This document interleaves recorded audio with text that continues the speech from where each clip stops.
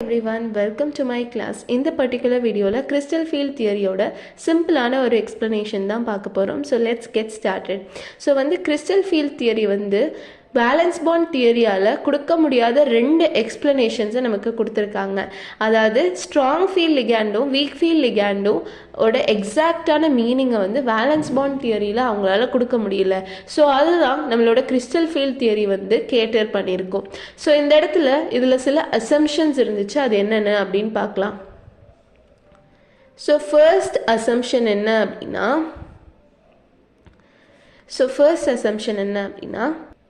interactions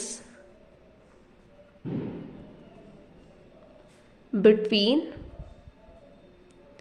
central metal atom and ligand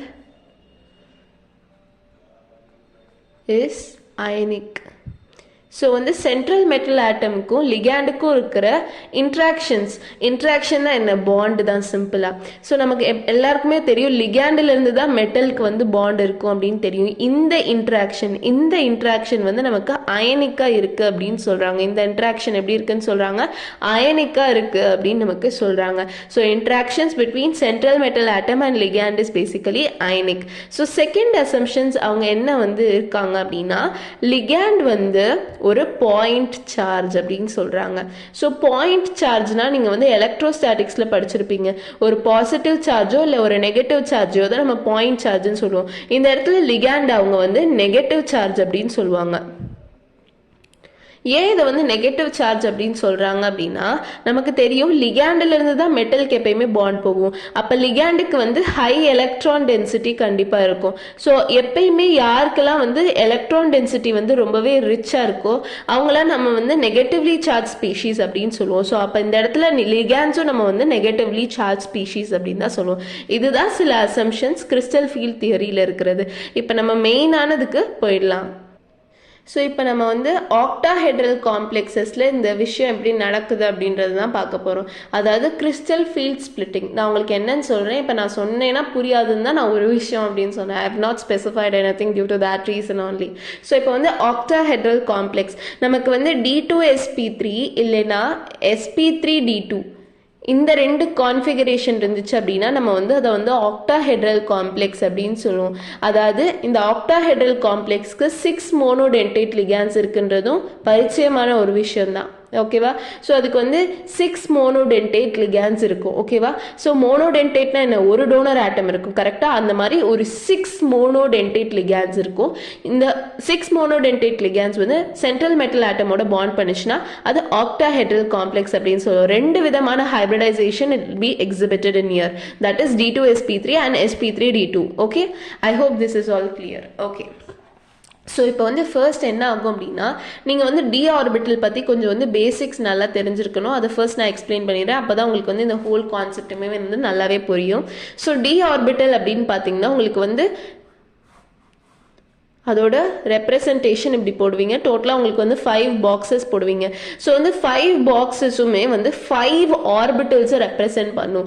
so first வந்து dx² - y², இன்னொன்று வந்து dxy, dyz, அப்புறம் dzx, அப்புறம் வந்து dz². ஸோ இதுதான் வந்து 5 orbitals which are being represented. So இதில் உங்களுக்கு வந்து பேசிக்ஸாக நல்லா புரிஞ்சிருக்கணும். ஸோ அதை தான் நான் எக்ஸ்பிளைன் பண்ணிட்டு இருக்கேன். ஸோ இங்கே வந்து பார்த்தீங்க அப்படின்னா எக்ஸ் ஆக்சிஸ் ஒய் ஆக்சிஸ், நான் இப்போ வரைகிறது dx² - y².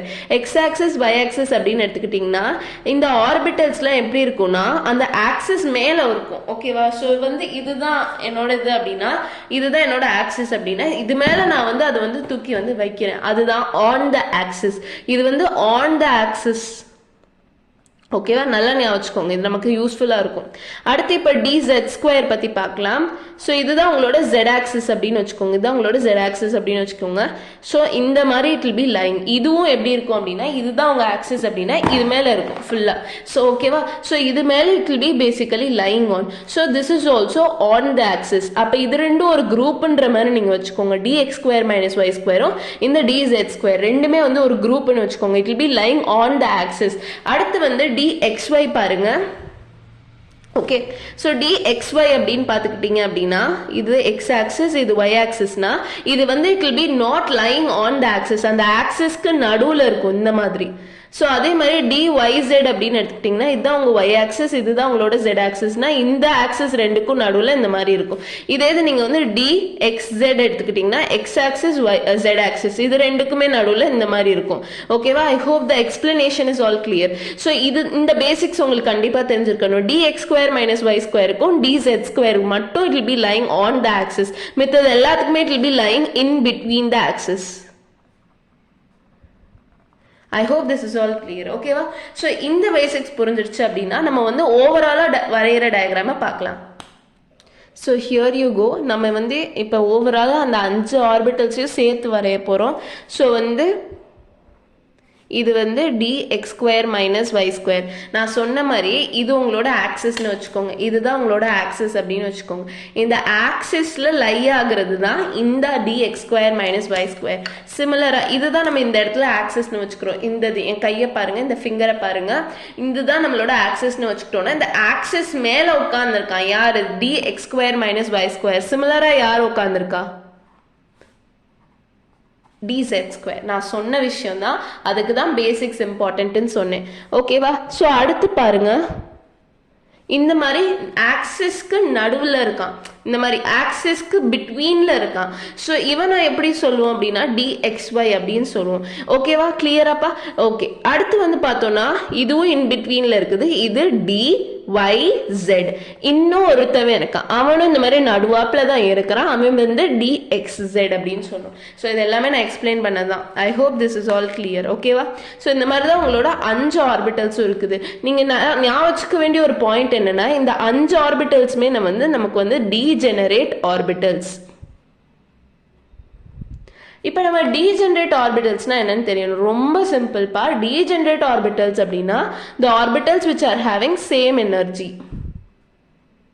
ஸோ வந்து அந்த ஆர்பிட்டல்ஸ் எல்லாத்துக்குமே ஒரே எனர்ஜி இருந்துச்சுன்னா அது நம்ம வந்து degenerate orbitals அப்படின்னு சொல்லுவோம். So I hope this is all very much clear. இப்போ வந்து crystal field splitting in octahedral complexes. Okay, so இப்போ வந்து கிறிஸ்டல் ஃபீல்ட் ஸ்பிளிட்டிங் இன் ஆக்டாஹெட்ரல் காம்ப்ளெக்ஸஸ் தான் பார்க்க போகிறோம். ஸோ ஆக்டாஹெட்ரல்னாலே உங்களுக்கு தெரிஞ்சிருக்கணும் இங்கே 6 மோனோடென்டேட் லிகாண்ட்ஸ் இருக்குது அப்படின்னு. ஸோ இப்போ நான் இங்கே வந்து எலக்ட்ரான் எனர்ஜியை ரெப்ரசன்ட் பண்ணுறேன், இந்த மாதிரி எலக்ட்ரான் எனர்ஜி. ஸோ போக போக எனர்ஜி வந்து இன்க்ரீஸ் ஆகிக்கிட்டே இருக்குன்றதை இந்த மாதிரி ஆரோ மார்க்கில் நான் இண்டிகேட் பண்ணுறேன். ஸோ லோவர் மோஸ்ட் இதில் தான் இப்போ நம்ம வந்து நார்மலாக எந்த விதமான இன்ட்ராக்ஷனும் இல்லாதப்ப இந்த மாதிரி இருக்குது. நம்மளோட டீஜென்ரேட் ஆர்பிட்டல்ஸாக ஈக்குவல் எனர்ஜியோட இருக்குது. இது நம்மளோட dx² - y², இது நம்மளோட dz², இது dxy, இது dyz, இது வந்து dzx. ஓகேவா? ஸோ இந்த மாதிரி இருக்குது டீஜென்ரேட் ஆர்பிட்டல்ஸ். 5 ஆர்பிட்டல்ஸ்க்கும் ஈக்குவலான எனர்ஜி இருக்குது. ஸோ இப்போ என்ன ஆகுது அப்படின்னா, இந்த மாதிரி 5 ஆர்பிட்டல்ஸ் வந்து தனியாக இருக்கும் போது லிகாண்ட்ஸ் வருது, லிகாண்ட்ஸ் அப்ரோச் பண்ணுது. இது என்னது? நம்மளோட சென்ட்ரல் மெட்டல் ஆட்டமோட ஆர்பிட்டல்ஸ் தானே. அதுக்கு வந்து நம்ம என்ன பார்த்துருக்கோம், அது வந்து ஒரு டி பிளாக் எலிமெண்ட், அதுக்கு வந்து டி ஆர்பிட்டல்ஸ் வந்து பார்ஷியலி ஃபில்டாவோ இல்லை எம்டியாவோ இருக்கும் அப்படின்னு பார்த்துருக்கோம். ஸோ இதுதான் அந்த ஆர்பிட்டல்ஸ். இப்போ அதை வந்து சுற்றிலாம் வந்து லிகாண்ட்ஸ் வந்து அப்ரோச் பண்ணுது. இப்ப வந்து இந்த இடத்துல ஆக்டாஹெட்ரல் காம்ப்ளெக்ஸ்ல லிகாண்ட்ஸ் எப்படி அப்ரோச் பண்ணுன்றது உங்களுக்கு தெரிஞ்சிருக்கணும். லிகாண்ட்ஸ் வந்து இந்த மாதிரி ஆக்சிஸ்ல லை ஆகுதுல, நான் உங்களுக்கு வந்து சொன்னேன் 2 ஆர்பிட்டல்ஸ்க்கு மட்டும் ஆக்சிஸ்ல லை ஆகணும். யார் அது? dx² - y²க்கும் dz²க்கும் தான் it will be lying on the axis.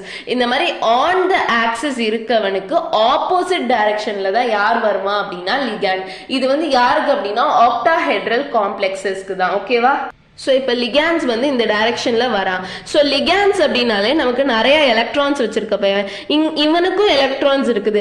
எலக்ட்ரானும் repulsion வந்து இருக்கும். ஸோ வந்து அவன் இந்த டைரக்ஷனில் வரும்போது இவனுக்கு தான் ஹையர் ரிப்பல்ஷன் இருக்கும், இங்கே இருக்கவனுக்கும் அதிகமாக ரிப்பல்ஷன் இருக்காதுல்ல. அப்போ நம்ம என்ன சொல்லலாம், dx² - y²க்கும் dz², அதாவது the orbitals which are lying on the axis will feel a lot of repulsion due to the approach of the ligands. அதே மாதிரி dxy, dyz, dxz இவங்க 3 பேருக்குமே வந்து கம்மியான ரிப்பல்ஷன்ல வந்து they will be facing due to the ligands which are approach. Okay. So வந்து இப்போ என்ன ஆகுது அப்படின்னா, எனிவேஸ் ரிப்பல்ஷன் அப்படின்னாலே நமக்கு எனர்ஜி இன்க்ரீஸ் ஆகுது அப்படின்றது தான் அர்த்தம். ஸோ அப்போ இந்த இடத்துல dx ஸ்கொயர் மைனஸ் ஒய் ஸ்கொயருக்கும் dz ஸ்கொயருக்கும் எனர்ஜி இன்க்ரீஸ் ஆகுது. இவங்க எல்லாத்துக்குமே வந்து என்ன ஆகுது அப்படின்னா எனர்ஜி வந்து டிக்ரீஸ் ஆகுது. அப்போ இவங்களை கம்பேர் பண்ணும்போது இவங்களுக்கு எனர்ஜி கம்மியாக இருக்குது. ஸோ ஃபர்ஸ்ட் நம்ம வந்து கொஞ்சம் கொஞ்சமாக லிகேண்ட்ஸ் அப்ரோச் ஆக இது கொஞ்சம் ஹையர் எனர்ஜி லெவலுக்கு போகுது, 5 ஆர்பிட்டல்ஸோ. ஓகேவா? ஸோ இப்போ என்ன ஆகுது அப்படின்னா இந்த ஹையர் எனர்ஜிக்கு போகும்போது they will be no more degenerate. இந்த இடத்துல அவங்க டீஜெனரேட்டா இருந்தாங்க, சாதாரணமா லிகேண்ட்ஸ் எதுவுமே அப்ரோச் பண்ணாதப்ப அவங்க வந்து சாதாரணமா டீஜெனரேட்டா ஈக்குவல் எனர்ஜியோட இருக்கிற ஆர்பிட்டல்ஸா இருந்தாங்க. ஆனா இப்ப என்ன ஆகுது அப்படின்னா லிகேண்ட்ஸ் அப்ரோச் பண்ண அவங்களோட டீஜெனரசி ஃபுல்லா அந்த ப்ராப்பர்ட்டியே லூஸ் ஆகி அவங்களுக்கு வந்து ஈக்குவல் எனர்ஜியே கிடையல. அதனால என்ன ஆகுது அப்படின்னா அவங்க எல்லாருமே இப்ப ஸ்பிளிட் ஆக போறாங்க. ஒன்னு வந்து பாருங்க, நல்லா அண்டர்ஸ்டாண்ட் பண்ணிக்கோங்க. ஸோ இந்த மாதிரி ரெண்டா வந்து ஸ்பிளிட் ஆக போகுது, 2 குரூப்பா. ஸோ இந்த குரூப் தான் ஓகேவா. ஒன்னு வந்து நிறைய ரிப்பல்ஷன் எக்ஸ்பீரியன்ஸ் பண்ற குரூப், அவங்களுக்கு எனர்ஜி ஹையா இருக்கும். இன்னொன்னு வந்து ரிப்பல்ஷன் ரொம்ப கம்மியா எக்ஸ்பீரியன்ஸ் பண்ற குரூப், அவங்களுக்கு வந்து எனர்ஜி ரொம்பவே கம்மியா இருக்கும். ஸோ இந்த மாதிரி 2 குரூப்பா அவங்களுக்குள்ளேயே வந்து உடஞ்சுக்கிருவாங்க. ஸோ வந்து இந்த 2 குரூப்ல யாரு அதிகமா எக்ஸ்பீரியன்ஸ் பண்றாங்க ரிப்பல்ஷனோ அவங்கள நம்ம இஜி குரூப் அப்படின்னு சொல்லுவோம். அவங்கள என்னன்னு சொல்லுவோம்? இஜி குரூப் அப்படின்னு சொல்லுவோம். ஸோ வந்து யாரு வந்து இருக்கிறதுலே கம்மியான ரிப்பல்ஷன் எக்ஸ்பீரியன்ஸ் பண்றாங்களோ அவங்கள T2G குரூப் அப்படின்னு சொல்லுவோம். என்ன குரூப்னு சொல்லுவோம்? T2G குரூப் அப்படின்னு சொல்லுவோம். அப்ப EG குரூப்ல எத்தனை ஆர்பிட்டல்ஸ் லை ஆகுது? dx square minus y ஸ்கொயரும் dz ஸ்கொயரும். அப்ப EGக்கு தான் நமக்கு வந்து ஹையரான எனர்ஜி இருக்குது அப்படின்னு பார்த்திருக்கோம். அப்ப போக போக எலக்ட்ரான் எனர்ஜி இன்க்ரீஸ் ஆகும்னா ஃபர்ஸ்ட் நம்ம யாரை வரையணும்? EGவா T2Gவா? கண்டிப்பா EG தான். ஏன்னா அங்கதான் வந்து எனர்ஜி வந்து ரொம்பவே ஹையா இருக்குது. சோ EGல எத்தனை ஆர்பிட்டல்ஸ் இருக்குது? 1 2 ஆர்பிட்டல்ஸ் இருக்குது. இந்த மாதிரி வரைஞ்சிருக்கோங்க. இதுதான் நம்மளுடைய EG. அடுத்து பாத்தீங்க அப்படின்னா இந்த T2G குரூப்ல 3 ஆர்பிட்டல்ஸ் இருக்கு டோட்டலா. அந்த 3 ஆர்பிட்டல்ஸ்க்கும் கொஞ்சம் கம்மியான எனர்ஜி தான் இருக்கு. அப்ப அவங்களுக்கு கொஞ்சம் கீழே வரைஞ்சுக்கணும். கரெக்டுங்களா? சோ இப்படிதான் நீங்க வந்து வரையணும். EG கொஞ்சம் மேலையும் T2G கொஞ்சம் கீழேயும் வரையணும். இதுக்கு நடுவுல ஒரு சென்டர் இருக்கும், இமேஜினரி சென்டர் தான். அது பேரு பேரி சென்டர் அப்படின்னு சொல்லுவோம். ஒரு இமேஜினரி சென்டர் இருக்கும், அது பேரு பேரி சென்டர். ஓகேவா? ஃபைன். அதுக்கடுத்து பார்த்தீங்க அப்படின்னா உங்களுக்கு வந்து EGக்கு வந்து எனர்ஜி இன்க்ரீஸ் ஆயிருக்குது. எவ்வளோ எனர்ஜி இன்க்ரீஸ் ஆயிருக்குன்னா, வெயிட் அ செகண்ட், ஒரு நிமிஷம். ஸோ இப்போ பார்த்தீங்க அப்படின்னா EGக்கும் T2Gக்கும் உள்ள எனர்ஜி டிஃப்ரென்ஸ் அதை தான் நம்ம என்னன்னு சொல்லுவோம்னா CFSE அப்படின்னு சொல்லுவோம். CFSE அதோட ஃபுல் ஃபார்ம் பார்க்கறதுக்கு முன்னாடி it is the energy difference between EG and T2G. Energy difference between EG and T2G. So இந்த CFSE ஓட ரெப்ரசன்டேஷன் பாத்தீங்கன்னா டெல்டா நாட். இந்த O அப்படின்றது எதை ரெப்ரசன்ட் பண்ணுதுன்னா ஆக்டாஹெட்ரல் காம்ப்ளெக்ஸஸ் வந்து இண்டிகேட் பண்ணுது. ஓகேவா? சோ வந்து டெல்டா நாட்ன்றது இதுக்கு நடுவுல இருக்கிற எனர்ஜி டிஃபரன்ஸ். சோ CFSE ஓட ஃபுல் ஃபார்ம் என்ன அப்படின்னா crystal field okay stabilising energy. Okay, so crystal field stabilising energy தான் CFSE அப்படின்னு சொல்லுவோம். அதாவது நம்மளோட EGக்கும் T2Gக்கும் நடுவில் இருக்கிற எனர்ஜி டிஃபரன்ஸ் தான் நம்ம என்னன்னு சொல்லுவோம் அப்படின்னா CFSE, அதாவது டெல்டா நாட் அப்படின்னு சொல்லுவோம். ஸோ இப்போ பார்த்தீங்க அப்படின்னா இந்த இடத்துல EGக்கு வந்து நம்மளோட எனர்ஜி இன்க்ரீஸ் ஆயிருக்குது. அது எவ்வளோ இன்க்ரீஸ் ஆயிருக்குன்னா +3.5 டெல்டா நாட். ஸோ வந்து இந்த எனர்ஜி டிஃபரன்ஸ்க்கு 3/5 டைம்ஸ் மல்டிப்ளை பண்ண வேல்யூக்கு EGயோட எலக்ட்ரான் எனர்ஜி இன்க்ரீஸ் ஆயிருக்கு. இங்க எவ்வளோ டிக்ரீஸ் ஆயிருக்கு? -2.5 டெல்டா நாட் வந்து டிக்ரீஸ் ஆயிருக்குது. ஐ hope this is very very much clear. இதுதான் கிறிஸ்டல் ஃபீல்ட் ஸ்பிளிட்டிங் இன் ஆக்டாஹெட்ரல் காம்ப்ளெக்ஸஸ் பேசிக்கலி. அடுத்து வந்து இந்த CFSE எந்தெந்த ஃபேக்டர்ஸ்லாம் டிபெண்ட் பண்ணியிருக்குன்றத பார்க்கலாம். ஸோ CFSE எந்தெந்த ஃபேக்டர்ஸ்லாம் டிபெண்ட் பண்ணியிருக்குன்னா, ஃபர்ஸ்ட் வந்து nature of the ligand. So nature of the லிகேண்ட்ல பார்த்தோம் அப்படின்னா நமக்கு 2 விதமான லிகேண்ட் இருக்குது. ஸ்ட்ராங் ஃபீல்ட் லிகேண்ட், இன்னொன்று வந்து வீக் ஃபீல்ட் லிகேண்ட். ஓகேவா? இந்த மாதிரி ரெண்டு டைப்ஸா இருக்குது, strong field ligand, weak field ligand. இந்த இதோட எக்ஸ்பிளனேஷனை தான் நம்மளோட விபிடி தியரியால ப்ராப்பரா எக்ஸ்பிளைன் பண்ண முடியல. அதனாலதான் சிஎஃப்எஸ்சின்ற ஒரு தியரியே came into the picture and it came into the consideration as well. So இங்க ஸ்ட்ராங் ஃபீல்ட் லிகேண்டும் வீக் ஃபீல்ட் லிகேண்டும் ரெண்டு டைப்ஸா வந்து பிரிக்கிறாங்க. ஸோ நேச்சர் ஆஃப் லிகேண்டை பொறுத்து இந்த சிஎஃப்எஸ்சி மாறும். ஸோ வந்து அது எப்படி மாறுதுன்னா, இப்போ வந்து இதுதான் உங்களோட இஜினும் இதுதான் உங்களோட T2Gன்னு வச்சுக்கோங்க. ஓகேவா? சோ இதுதான் உங்களோட இஜினும் இதுதான் உங்களோட T2Gன்னு வச்சுக்கோங்க. சோ இங்க ஸ்ட்ராங் ஃபீல்ட் லிகேண்ட்ல இந்த energy difference that is your delta naught வந்து கொஞ்சம் ஹையா இருக்கும் in case of your strong field ligand. இதே in your weak field ligand you will be having lesser delta naught value. அதுதான் வந்து அதனால CFSE depends on the nature of the ligand, that is strong ஃபீல்டா weak ஃபீல்டா. இதுக்கு வந்து delta naught value கூட இருக்கும், இதுக்கு வந்து டெல்டா நாட் வேல்யூ கம்மியா இருக்கும். ஓகேவா? இது நேச்சர் ஆஃப் த லிகேண்ட். இன்னொன்று வந்து charge on the central metal ஆட்டம்.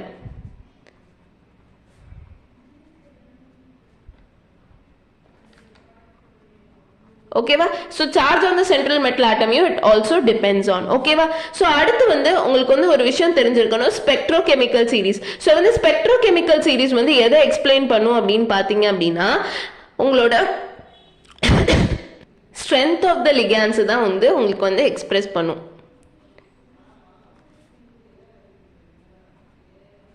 இது வந்து இன்க்ரீசிங் ஆர்டர்ல தான் எப்பயுமே இருக்கும். ஆனா நான் வந்து உங்களுக்கு சொல்லி தரது வந்து டிக்ரீசிங் ஆர்டர் தான் சொல்லி தர போறேன். ஏன் அப்படின்னா அதுதான் கொஞ்சம் ஈஸி. CN4SX இதுதான் வந்து அந்த ஆர்டர். அதாவது நீங்க வந்து இதை எப்படி எழுதணும் அப்படின்னா, இப்ப வந்து இந்த ஸ்பெக்ட்ரோகெமிக்கல் சீரீஸ் படி இன்க்ரீசிங் ஆர்டர்ல எழுதணும். அதாவது சின்னதுல இருந்து பெருசு எழுதணும். நான் இங்க வந்து பெருசுல இருந்து சின்னது எழுதியிருக்கேன். ஸோ நம்ம வந்து அதை வந்து சின்னதுல இருந்து பெருசுக்கு எழுதிடலாம். ஸோ இந்த மாதிரி எழுதி முடிச்சாச்சு. ஸோ வந்து இங்கேருந்து இங்கே எழுதணும். சப்போஸ் அவங்க வந்து ஸ்பெக்ட்ரோகெமிக்கல் சீரீஸ் கேட்டாங்கன்னா நீங்கள் இப்படி எழுதணும். ஆனால் ட்ரிக் ஞாபகம் CN4SX இப்படி தான் நீங்கள் ஞாபகம். ஸோ வந்து இதில் நீங்கள் என்ன ஞாபகம்னா, மொதல் மூணும் வந்து நமக்கு வந்து ஸ்ட்ராங் ஃபீல்ட் லிகேண்ட், அடுத்த மூணும் வந்து நமக்கு வீக் ஃபீல்ட் லிகேண்ட். அதை மட்டும் மறந்துடாதீங்க. ஓகேவா? ஸோ இன்னொரு விஷயம் நீங்கள் விபிடியில் படிச்சிருப்பீங்களா என்னன்னு எனக்கு தெரியல, அதனால நான் சொல்கிறேன். So strong field ligand, weak field ligand. Strong field லிகேண்டில் வந்து pairing of electrons takes place. நல்லா ஞாபகம். நமக்கு அடுத்து வந்து எலக்ட்ரானிக் கான்ஃபிகரேஷன்ல உதவும். ஸோ வந்து இங்க வந்து no pairing of electrons. ஓகேவா? இங்க வந்து pairing of electrons இருக்காது. இங்க வந்து pairing of electrons வந்து it will be taking place. So அடுத்து நம்ம வந்து எலக்ட்ரானிக் கான்ஃபிகரேஷன் வந்து பார்க்கலாம். ஓகே? ஸோ வாங்க இப்போ பார்க்கலாம். ஸோ இப்போ எலக்ட்ரானிக் கான்ஃபிகரேஷன் நீங்கள் இதுக்கு எப்படி எழுதுறது ரொம்பவே முக்கியமானது. ஸோ அதோட பேசிஸில் உங்களுக்கு வந்து ரெண்டு விதமானது வந்து பிரிச்சிருப்பாங்க. அதுதான் வந்து low spin complexes, high spin complexes அப்படின்னு உங்களுக்கு வந்து ரெண்டு விதமாக பிரிச்சிருப்பாங்க இந்த மாதிரி. ஸோ லோ ஸ்பின் காம்ப்ளெக்ஸஸ் தான் வந்து உங்களுக்கு யார் அப்படின்னா ஸ்ட்ராங் ஃபீல்ட் லிகேண்ட். அப்படியே ஆப்போசிட்னு ஞாபகம் வச்சுக்கோங்க. ஓகேவா? இது வந்து ஸ்ட்ராங் ஃபீல்ட் லிகேண்ட், இது வந்து வீக் ஃபீல்ட் லிகேண்ட். ஓகேவா? ஸோ இது வந்து ஸ்ட்ராங் ஃபீல்ட் லிகேண்ட், இது வந்து வீக் ஃபீல்ட் லிகேண்ட். இது வந்து லோ ஸ்பின் காம்ப்ளெக்ஸஸ், இது ஹை ஸ்பின் காம்ப்ளெக்ஸஸ் அப்படின்னு சொல்லுவாங்க. இப்போ நம்ம வந்து எலக்ட்ரானிக் கான்ஃபிகரேஷன் தான் எழுத போகிறோம். ஸோ வந்து இது வந்து D1 D2 அந்த மாதிரி கான்ஃபிகரேஷன்ஸாக பிரிக்கிறாங்க. D3 D4 அந்த மாதிரி பிரிக்கிறாங்க. ஃபர்ஸ்ட் நம்ம வந்து D1 எழுதிடலாம். ஸோ வந்து ஃபர்ஸ்டா நீங்கள் வந்து நான் யாருக்கு எழுதுறேன் அப்படின்னா, ஃபர்ஸ்ட் லோ ஸ்பின் காம்ப்ளெக்ஸஸ்க்கும் அடுத்து ஹை ஸ்பின் காம்ப்ளெக்ஸஸ்க்கும் நான் வந்து எழுதுறேன். ஸோ வந்து ஃபர்ஸ்ட் லோ ஸ்பின் காம்ப்ளெக்ஸஸ்னா நான் என்னன்னு சொன்னேன் உங்களுக்கு அது வந்து ஸ்ட்ராங் ஃபீல்ட் லிகேண்ட், இது வந்து வீக் ஃபீல்ட் லிகேண்ட். அப்புறம் வந்து மறந்துடாதீங்க நான் சொன்னதை. ஸ்ட்ராங் ஃபீல்ட் லிகேண்ட்னா pairing of electrons takes place, weak field லிகேண்ட்னா no pairing of electrons. So இங்கே வந்து நம்ம D1 D2 D3 D4 கான்ஃபிகரேஷன்ஸாக பிரிச்சிருக்கோம் இல்லையா? ஸோ அதுக்கு அர்த்தம் என்ன அப்படின்னு பார்த்தீங்கன்னா, D1 அப்படின்னா ஒரு எலக்ட்ரான் இருக்கு, D2 அப்படின்னா 2 எலக்ட்ரான், D3 அப்படின்னா 3 எலக்ட்ரான், D4 அப்படின்னா 4 எலக்ட்ரான், அந்த மாதிரி. ஸோ இப்போ வந்து ஃபர்ஸ்டா நீங்க வந்து எப்படி எழுதுவீங்க, EGக்கு 2 போடுவீங்க, அதான் ஹையர் எனர்ஜி. ஸோ இப்படி தான் போடுவீங்க. அடுத்து T2Gக்கு 3 போடுவீங்க. கரெக்டா? ஸோ இதே மாதிரி எல்லாத்துக்கும் போட்டுருங்க. Okay, it's ready. ஸோ இப்போ வந்து D1 அப்படின்னா ஒரு எலக்ட்ரான், அப்போ கீழே லோவர் எனர்ஜி இருக்கவங்களுக்கு தான் போடுவீங்க. சிமிலராக இங்கேயும் இப்போ 2 எலக்ட்ரான்னா லோவர் எனர்ஜி இருக்கவங்களுக்கு இங்கே சிமிலராக இங்கே 2, இங்கே 3 இருந்துச்சுன்னா இங்கே 3, இங்கேயும் 3. ஸோ இப்போ 4க்கு அடுத்து தான் உங்களுக்கு வந்து லாஜிக் தேவைப்படுது, மித்ததெல்லாம் உங்களுக்கு தேவையில்லை. ஸோ இப்போ இங்கே எலக்ட்ரானிக் கான்ஃபிகரேஷனை நீங்கள் காமனாகவே எழுதலாம். T2Gல எத்தனை இருக்குது? 1. EGல என்ன இருக்கு? ஒன்றுமே இல்லை. இங்கே வந்து பார்த்தீங்கன்னா T2Gல எத்தனை இருக்குது அப்படின்னா 2 இருக்குது, கரெக்டா? அண்ட் இங்கே EGல எவ்வளோ இருக்குன்னா 0. இங்கே பாருங்க T2Gல எவ்வளோ இருக்குது? 3. EGல எவ்வளோ இருக்குது? 0. இது ரெண்டுமே வந்து ரெண்டுக்குமே காமனாக எழுதியிருக்கேன். ஆனால் 4க்கு அடுத்து உங்களால் அந்த மாதிரி காமனாக எழுத முடியாது. இதுக்கு தனியா இதுக்கு தனியா ஏன்னு பார்க்கலாம். ஸோ இப்போ ஃபஸ்ட்டு 3 எலக்ட்ரான் ஆஸ் யூஷுவல் நீங்கள் ஃபில் பண்ணிடுவீங்க. ரெண்டுலேயுமே 3 எலக்ட்ரான் ஃபில் பண்ணிடுவீங்க இந்த மாதிரி. ஓகே, இங்கே 3 அது இருக்குன்னு வச்சுக்கோங்க, சாரி. ஸோ இந்த மாதிரி 3 இருக்குது அப்படின்னு வச்சுக்கோங்க, ஓகேவா? ஸோ இப்போ பார்த்தீங்க அப்படின்னா 4வது எலக்ட்ரானை எங்கே போடுறதுன்ற டவுட் வரும். அதுக்கு தான் நான் சொன்னேன் அந்த முக்கியமான கான்செப்டை ஞாபகம் வச்சுக்கோங்கன்னு சொன்னேன். அது ஸ்ட்ராங் ஃபீல்ட் லிகாண்டா இருந்துச்சுன்னா pairing takes place, weak field லிகாண்டா இருந்துச்சுன்னா pairing does not take place. So அப்போ இந்த இடத்துல 4வது எலக்ட்ரான் பேரிங் நடக்குமா நடக்காதான்றது அந்த நேச்சர் ஆஃப் லிகாண்டை பொறுத்து. இந்த இடத்துல ஸ்ட்ராங் ஃபீல்ட் லிகாண்ட் இருக்கிறதுனால பேரிங் டேக்ஸ் பிளேஸ். அப்ப இங்க பேர் பண்ணிட்டு இங்க எல்லாம் முடிச்சுட்டு தான் மேல போகணும். ஆனா இங்க வீக் ஃபீல்ட் லிகாண்ட், அப்ப பேரிங் டஸ் நாட் டேக்ஸ் பிளேஸ்னா டைரக்டா நீங்க EGக்கு போயிடலாம். ஸோ அப்ப இங்க கான்ஃபிகரேஷன் எழுதுறதுனா T2Gல எத்தனை உங்களுக்கு 4, EGல 0. இங்க பாத்தீங்க அப்படின்னா T2Gல எத்தனை அப்படின்னா உங்களுக்கு வந்து 3, EGல 1 அப்படின்னு வரும். ஸோ இப்போ D5க்கு நான் அந்த கட்டம் போடவே தேவையில்ல, நம்ம டைரக்டாவே எழுதிடலாம், ஓகேவா? ஸோ வந்து T2Gல 5, EGல 0. இங்க பாருங்க T2Gல எவ்வளோ வரும்? இப்போ நீங்க இன்னொன்று ஃபில் பண்ணிடுவீங்க, 5னா இங்க ஒன்று ஃபில் பண்ணிடுவீங்க. அடுத்து வந்து இங்க பாத்தீங்கன்னா இங்க மேல ஒன்று ஃபில் பண்ணிடுவீங்க. அப்ப T2Gல 3, EGல 2 அப்படின்னு வரும், கரெக்டுங்களா? ஓகே, அடுத்து பாருங்க D6க்கு நான் உங்களுக்கு கண்டிப்பா காமிச்சே தான் ஆகணும். ஸோ இங்க பாருங்க EG, இது T2G, EG T2G. இங்க பாருங்க D6ல 1 2 3, கரெக்டா? இங்க பேரிங் டேக்ஸ் பிளேஸ். அப்ப 4 5 6, அப்ப T2Gல வந்து 6, EGல 0, ஓகேவா? ஃபைன். ஸோ இங்கே பாருங்க 6 1 2 3 4 5, அதுக்கடுத்து எங்கே வரும்? திருப்பி இங்கே வரும் 6, ஓகேவா? அப்போ T2Gல 4, EGல 2 அப்படின்னு இங்கே வரும், ஓகேவா? ஓகே, அடுத்து D7க்கு நான் காமிக்க வேண்டிய அவசியம் இல்லை. T2Gல என்னவா இருக்கும்? இதை நீங்கள் இப்போ D6ன்றதை மறந்துடுங்க. நான் இப்போ இதுக்காக நான் இங்கே எழுதுறேன், ஓகேவா? ஸோ இங்கே ஒன்று போடுவீங்க, கரெக்டாக? அடுத்து கண்டிப்பாக இதெல்லாம் முடிஞ்சுன்னா மேலே தானே போகணும். அப்போ T2G 6, EG 1, ஓகே? இங்கே பாருங்க T2G எவ்வளோ வரும்? இங்கே அடுத்ததை ஃபில் பண்ணிடுவீங்க. அப்போ T2Gல 5, EGல 2, ஓகேவா? கிளியரா? ஸோ அதே மாதிரி D7க்கும் இங்கே எழுதிடலாம். D8க்கு sorry T2G EG, T2G EG. So இங்கே வந்து பாருங்க உங்களுக்கு 7 இருக்கா? அப்போ 8வது இங்கே தான் போடுவீங்க. அப்போ T2Gல 6, EGல 2. ஸோ இந்த இடத்துக்கு எப்படி போடுவீங்க? இங்கே வந்து பார்த்தீங்க அப்படின்னா இங்கே ஒன்று ஃபில் ஆயிடுச்சுங்களா? இங்கே வந்து 5 இருக்கு, 1 2 3 4 5. அப்போ இங்கே ஒன்று போடுவீங்க. ஸோ அப்போ T2Gல எவ்வளோ இருக்கும்? 6 இருக்கும், EGல 2 இருக்கும், ஓகேவா? ஃபைன். அடுத்து D9 configuration T2G EG, T2G EG, okay? So T2Gல எத்தனை இருக்கும்? இங்கே வந்து ஃபில் ஆயிடுச்சா? இப்படி ஃபில் ஆயிடுச்சு, ஓகே? ஃபைன் ஃபைன், அப்படி இருக்குது, ஓகே? ஸோ இங்கே அடுத்து இங்கே ஒன்று போடுவீங்க. அப்போ T2Gல ஆஸ் யூஷுவல் 6, EGல 3. ஸோ இங்கே பாருங்க இங்கே எல்லாம் ஃபில் ஆயிடுச்சு. அப்போ மேலே தான் போய் அடுத்து ஃபில் பண்ணுவீங்க. அப்போ T2Gல 6, EGல 3. இப்போ D10க்கும் நான் இங்கே பண்ணுறேன். ஸோ வந்து எஸ். ஸோ பாருங்கள் T2Gல என்னன்னா இங்கே ஒன்று ஃபில் பண்ணிடுறேன். அப்போ வந்து T2Gல 6, EGல வந்து 4ன்னு இருக்கும். ஸோ இங்கே பாருங்கள் ஃபர்தராக இங்கே நான் ஃபில் பண்ணுறேன். அப்படின்னா உங்களுக்கு என்ன வரும்? T2Gல 6, EGல 4 அப்படின்னு வரும், கரெக்டாக? ஸோ வந்து நீங்கள் ஒன்று அப்சர்வ் பண்ணியிருப்பீங்க, ஒரு பேட்டர்ன் மாதிரி இட் வில் பி ஃபாலோயிங். 7லேருந்து 10 வரைக்கும் இங்கே பாருங்கள், சாரி 8லேருந்து 10 வரைக்கும் சேமாக இருக்கும். சிமிலரா 1லேருந்து 3 வரைக்கும் சேமா இருக்கும். இந்த பேட்டர்னை நீங்கள் அப்சர்வ் பண்ணியிருப்பீங்க, ஐ ஹோப், ரைட்? ஸோ வந்து இங்கே பாருங்கள் உங்களுக்கு ஃப்ரண்ட்லேயே தெரியும், கரெக்டாக? நம்மளோட பாருங்கள் இங்கே 3 வரைக்கும் ஈக்குவலாக இருந்துச்சு. அடுத்து இப்போ பார்த்தீங்கன்னா இங்கே வந்து 8 9 10 எல்லாமே ஈக்குவலாக இருக்குது. 10ம் பாருங்கள் ஈக்குவல் இந்த சென்ஸ், இந்த சைடும் இந்த சைடும், லோ ஸ்பின்னுக்கும் சரி ஹை ஸ்பின்னுக்கும் சரி எல்லாத்துக்குமே வந்து ஈக்குவலாக இருக்குது. ஸோ இதுதான் ஒரு காமனான பேட்டர்ன் தட் யூஆர் அப்சர்விங். இப்படி தான் நீங்கள் எழுதுவீங்க. 2 காம்ப்ளெக்ஸோட ஒரு எக்ஸாம்பிள்ஸ் பார்த்துடலாம். ஸோ நம்ம பார்க்க போகிற 2 எக்ஸாம்பிள்ஸ் இது தான். ஒன்று CONH3 whole 6 times plus 3, இன்னொன்று வந்து FeF6 whole minus 3.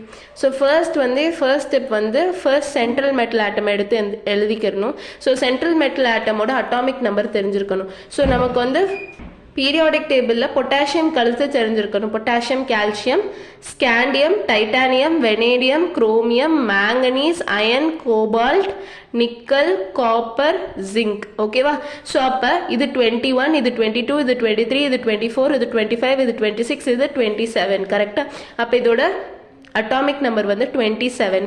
ஸோ இதுக்கு நீங்கள் எப்படி எழுதுவீங்க அப்படின்னா ஆர்கான், அதை தான் நியரஸ்ட் நோபல் கேஸ், அதுக்கடுத்து 3p வரைக்கும் ஃபில் ஆயிருக்கும். கரெக்டா?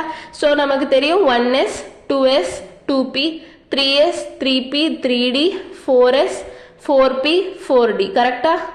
ஸோ அப்போ 1sலேருந்து 2s, 2sலேருந்து 2p, அதுலேருந்து 3s, 3sலேருந்து 3p, 3pலேருந்து 4s, 4sலேருந்து 3d basically.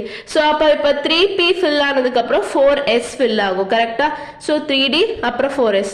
ஆனால் ஃபஸ்ட்டு ஃபில் ஆகுறது 4s தான். அப்போ 4s 2ஆக இருக்கும். ஏன்னா 18 + 2 20, 20 + 7 27. இதுதான் இதோட கான்ஃபிகரேஷனாக இருக்கும். ஆனால் இப்போ நம்ம என்ன பண்ணோம் அப்படின்னா ஆக்சிடேஷன் ஸ்டேட் கண்டுபிடிக்கணும். இதுக்கு x + 6 × NH3 ஒரு நியூட்ரல் லிகேண்ட், அதனால 0. அப்ப x +3 அப்படின்னு நமக்கு கிடைச்சிருது.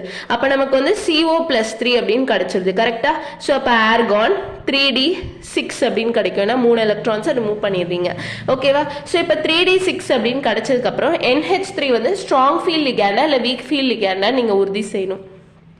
ஸோ பார்த்தீங்க அப்படின்னா NH3 நைட்ரஜன் டோனார். கரெக்டாக? நம்ம என்ன ட்ரிக்கு சொல்லியிருந்தோம்? CN-OSX அப்படின்னு சொல்லியிருந்தோம். First 3 strong field ligand, next 3 week field ligand. அப்போ இங்கே நைட்ரஜன் எதில் வருது? ஸ்ட்ராங் ஃபீல்ட் லிகேண்ட்ல வருது. அப்போ நைட்ரஜன் டோனாரும் அதில் தான் வரும். ஸோ அப்போ இது strong field ligand. Strong field ligand அப்படின்றத கன்ஃபார்ம் பண்ணிக்கோங்க.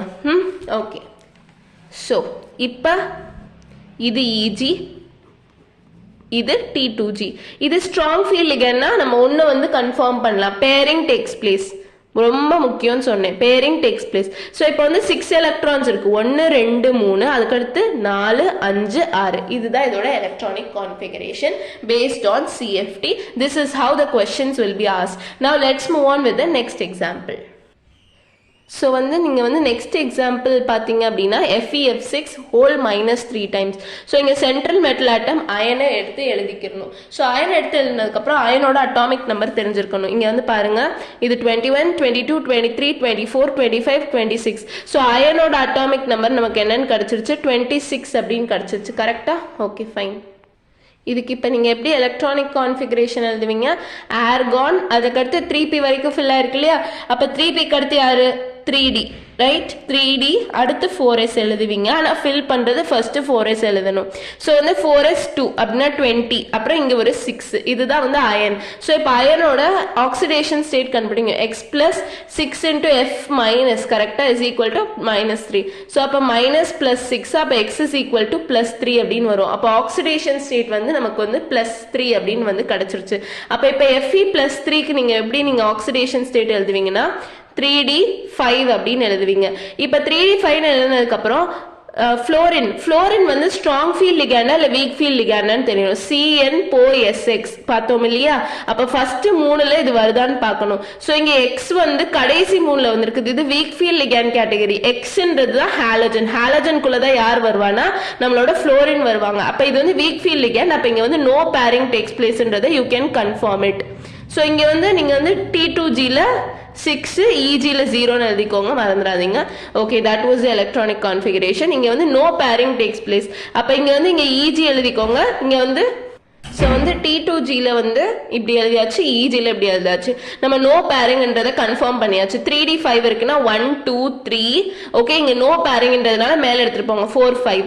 அப்ப T2Gல 3யும் EGல 2ம். இப்படிதான் நீங்க எலக்ட்ரானிக் கான்ஃபிகரேஷன் எழுதுவீங்க. எக்ஸாம்பிள் நல்லாவே புரிஞ்சிருக்கும்னு நினைக்கிறேன். I hope this video was much helpful out there for you. I've explained in the easiest possible manner according to me. So I hope this was better than others. Thank you so much, and please subscribe for more such informative videos. Bye bye.